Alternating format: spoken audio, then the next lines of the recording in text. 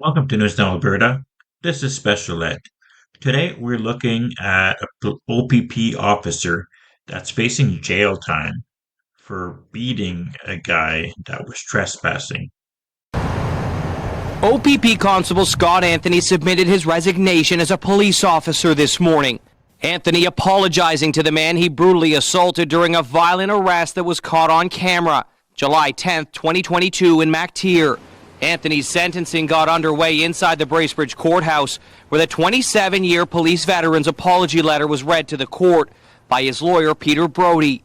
In the letter, Anthony telling the court, "I have come to terms I am no longer mentally fit to serve," expressing remorse. "I made a mistake, a serious mistake. I was experiencing traumatic stress."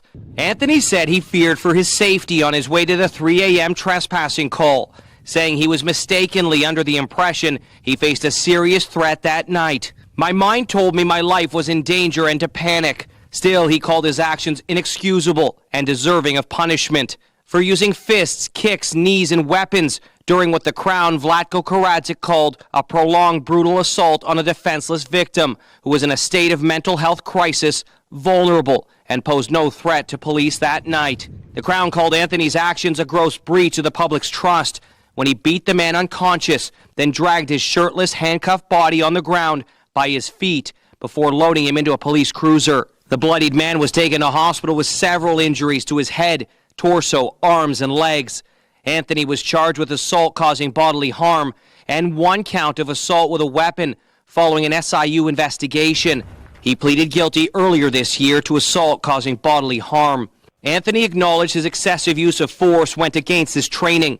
The victim, who is now 45, described crippling physical and psychological suffering in the 3 years since the attack, calling his life hell, suffering nightmares, paranoid and confused by fear, anxiety, and depression, triggered by what happened to him that night at the hands of a police officer. The Crown calling the man's brutal beating and arrest dehumanizing. "My son was not an angel," the victim's mother conceded. However, she said Anthony's assault of her son violated the oath he took, swearing to serve and protect the public, calling Anthony a total disgrace to the uniform he wore. The Crown wants Anthony to spend 12 to 15 months behind bars. The defense is seeking a conditional sentence of house arrest, saying Anthony shouldn't be in jail with the criminals who contributed to the PTSD that culminated with the arrest in Mactier.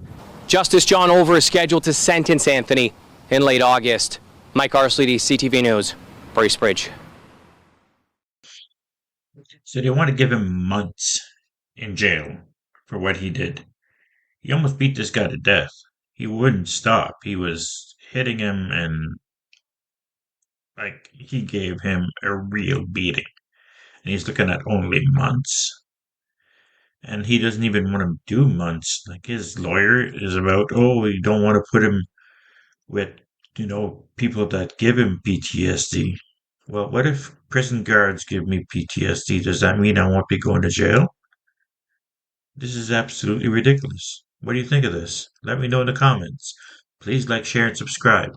Thank you.